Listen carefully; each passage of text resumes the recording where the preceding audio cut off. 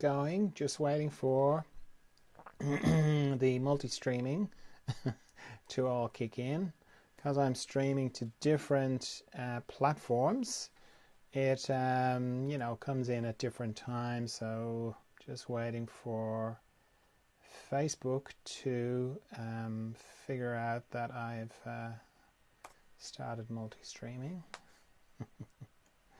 So the meditation is coming. We're going to get there in 1 sec. I've just got one more little bit to add, and then we are off to the races, which is not a great way to describe meditation, really, is it?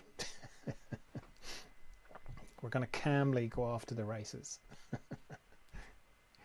Calmly and with a lot of stillness. Okay, right. Everything is go.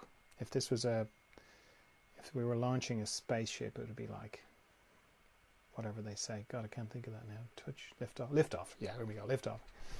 Right, so first things first. How are you? How's it going?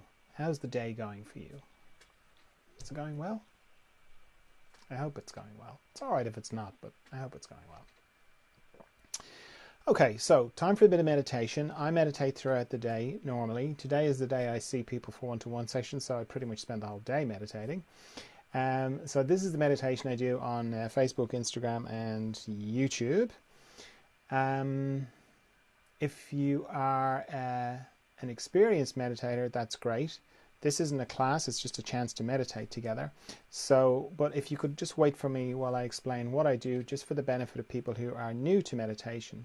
Because meditation is it's funny, it's one of those things that just people have quietly kind of said to me, what do you actually do? Like they're kind of embarrassed, like they just should know. If you've read about meditation, you should just know how to do it, which is not the case at all. There's lots of different types of meditation. This is just what I do.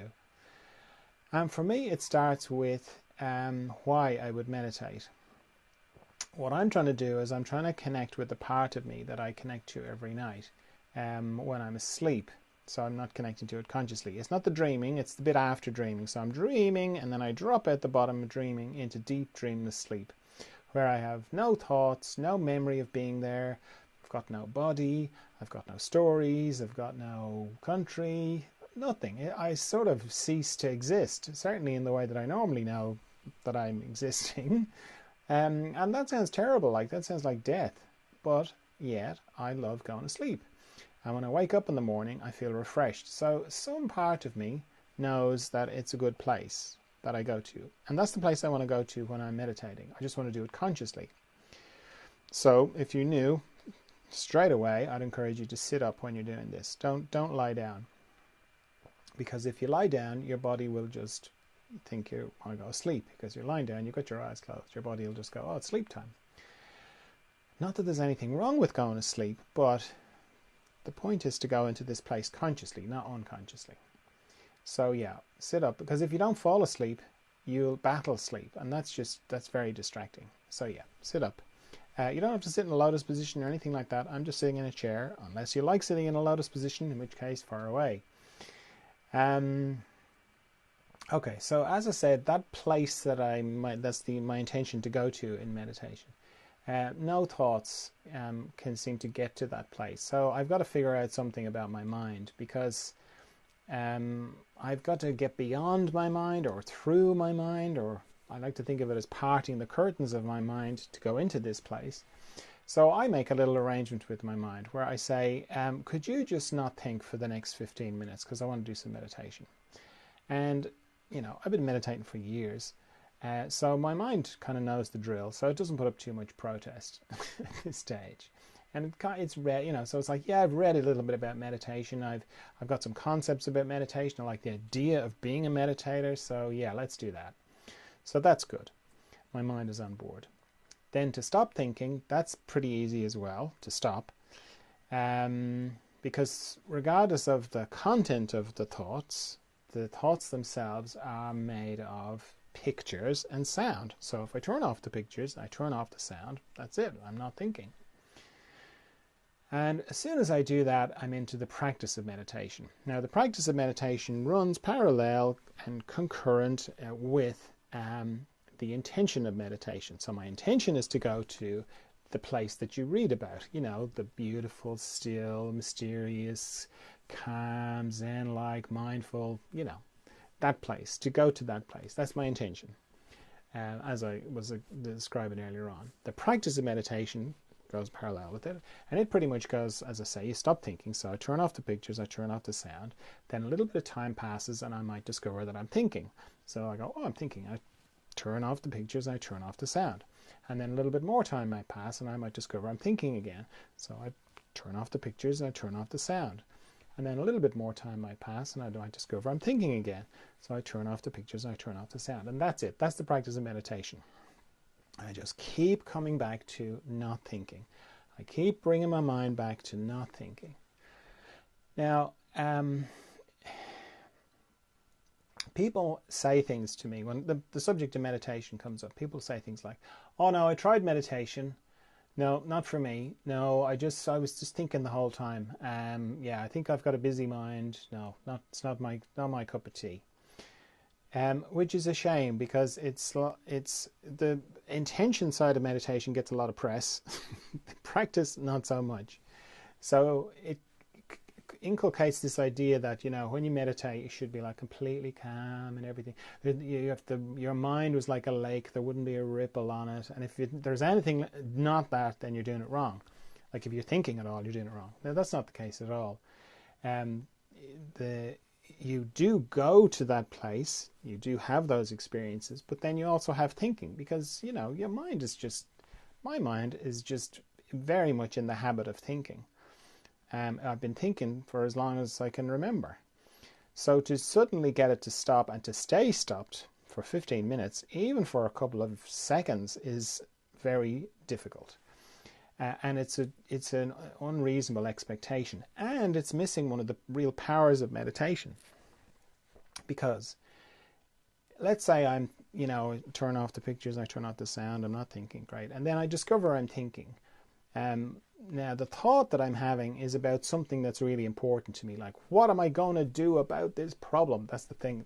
That's the thought. And then I go, oh yeah, I'm meditating. So I go, okay, yeah, turn off the pictures, turn off the sound. What I've done in that instant is that thought that I thought was about me, I've suddenly gone, oh, I've turned that off. So then I'm indirectly saying to myself that I am not that thought. I'm something else. And that's really powerful. And the fact that you do that repeatedly is very powerful. So if you discover that you're thinking a lot in this next 15 minutes, that's fine. You're doing grand. You're not doing it wrong. So while I'm doing all of that, I'm also becoming more aware of my body. And I'm letting any tension go that I find in my body. And I have a system for that, because it's too vague when I close my eyes. It's too vague not to have a system. So I scan my body from my head down to my feet, and anywhere that I find tension, I let it go. Head down to my feet and back up again, just very slowly, very gently. And I use my out breath to let the tension go, because that helps me bring my awareness to my breath and my breathing, which is really important. So I use my out breath because it's natural to just let it go with my out breath.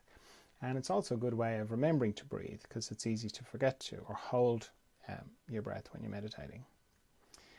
I'm also paying particular attention to any structures in my body that are transverse or go across my body, because mostly the structures in my body go head to toe or back up, you know. And so anything that goes across my body, any structures that are transverse in my body, they have a tendency to accumulate tension, a bit like a log going across a stream. You know, it'll pick up all the twigs and the branches and the leaves. Transverse sites in my body have a tendency to accumulate tension. So I'm checking my eyes, my jaw, my tongue, my base of my neck, my shoulder girdle, all my joints, so my shoulders, elbows, wrists, fingers, my heart area, my respiratory diaphragm, all my intestines, my pelvic floor, my hips, my knees, my ankles, and my toes. Somebody sent me in a question from yesterday's meditation. They were saying, what do you do if you get stuck? Like if you find if you get to a transverse site and you can't get it to release, do you stay there or do you move on? It's kind of up to yourself. One thing you can do if you get stuck or you can't get something to release, if it's possible, to say if I found it in my shoulders, to sort of bunch them up, make it tighter, and then let them drop. Sometimes that will kind of get through it. If nothing works, there's some transverse sites that it's hard to do that with, like it's hard to bunch your knees up, for example, or bunch your shoulders up. But even just thinking about that and letting it go. But if you can't get it to shift, I wouldn't stay there. I just move on, and don't let it become something for your mind to fixate on or think about. Okay, so I'd said all that. It's helpful if you're new to have a quiet room, because once you close your eyes, your other senses can amplify, and little noises are one way to trigger thoughts. So a quiet room is just helping you not trigger thoughts. Similarly, I set a timer when I meditate because I'm just helping my mind have one less thing to think about. If you're new, I'd encourage you, I'm going to set mine for 15 minutes, but I'd encourage you to set yours for 5 minutes if you're new, because 15 minutes is a long time if you're not used to it. So set it for 5 minutes and then just repeat that 3 times. Okay. So if there are no other questions, no, good. Off we go. It's the mystery.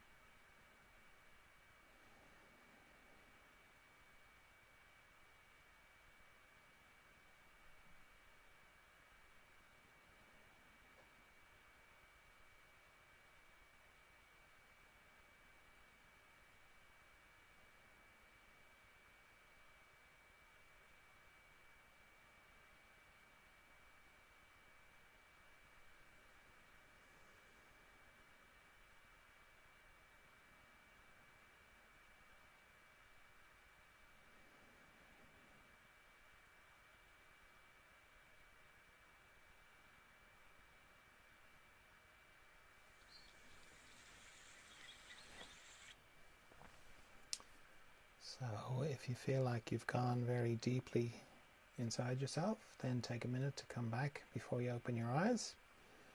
Or if you feel like you can hold the inner space and the outer space at the same time, then just open your eyes when you're ready. Okay, thanks for meditating with me. It's lovely.